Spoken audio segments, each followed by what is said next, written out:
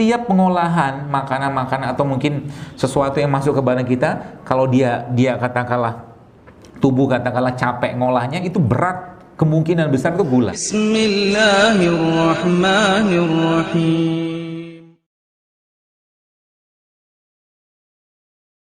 Jadi ada beberapa cerita tentang fase puasa nih, fase detoksifikasi. Nanti kalau mau coba silakan. Kemarin saya cepat nyoba sampai 20 jam. Ya. Yang pernah saya baca itu dalam sebuah tulisan itu, subhanallah, pada 12 jam itu tuh kita masuk pada fase fasted state. Jadi fasted state itu fase puasa awal gitu lah. Nah, 16 jam itu kita mulai masuk ke fat burning zone. Ya. Fat burning zone itu saat itu hormon atau HGH, human growth hormone, kita mulai naik tuh.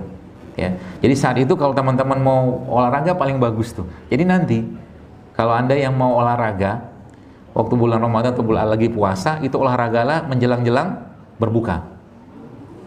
Itu saat yang paling baik untuk memunculkan growth hormonnya. Ya, exercise yang dilakukan saat puasa itu sangat baik. Itu bisa memboost up kondisi growth hormone berkali lipat. Ya, karena kita mau buka kan jadi aman kita. Nggak usah banyak-banyak.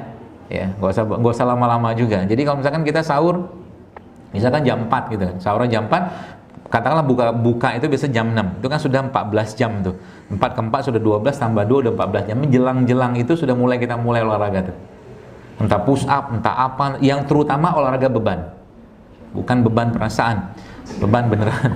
Ya, beban badan. Jadi kalau kita sebut dengan weight training gitu kan, weight training ya teman-teman, seperti itu. Ya, weight training.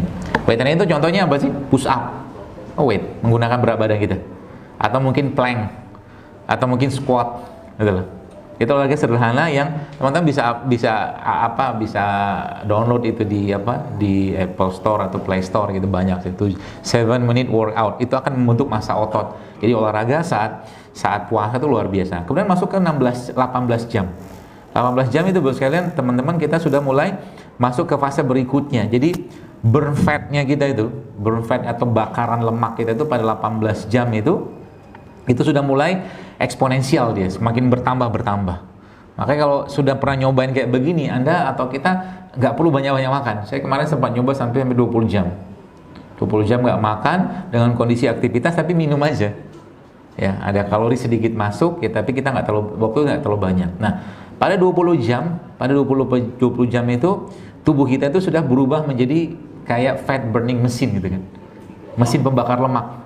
Nah, apa ceritanya lemak ini? Lemak ini teman-teman sekalian, kalau dia masuk ke badan kita dan kondisinya adalah tubuh yang terlalu banyak timbunan lemak, terutama lemak jahat. Kita mungkin ada kenal HDL, LDL, seperti itu tuh, lemak jahat lah bahasa kita tuh, otomatis banyak sistem kita akan bermasalah.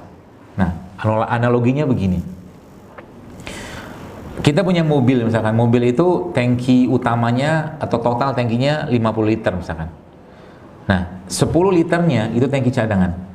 40 liternya, kalau Bapak Ibu teman-teman lihat memang ada ternyata tangki cadangan tuh katanya. Teman saya kemarin sempat bongkar tangki, ternyata bener ada tangki cadangan, seperti tangki cadangan gitu kan dalam mobil itu. Nah, 50 liter totalnya. Nah, pertanyaannya bagaimana kita bisa mengakses ya, atau bagaimana kita bisa menggunakan tangki cadangan tadi? Catatannya apa? Misalkan Anda dari sini mau misalkan ke Sukabumi misalkan.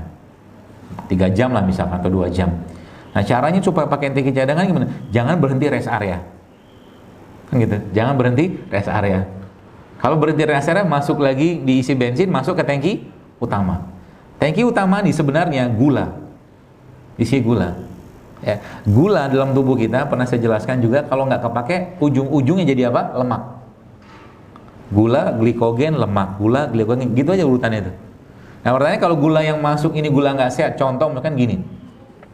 Kalau kita minum ya, misalkan satu hari ada orang minum katakan 5 kali lah sehari itu dia makan gula pasir misalkan. Setiap waktu pertama, kedua, ketiga, 4, 5 gitu kan, setiap waktu itu dia makan katakanlah 5 atau 2 sendok makan gula pasir. Dengan orang pada waktu yang sama atau dengan kondisi yang sama, 5 waktu tadi dia makan air tebu atau minum air tebu.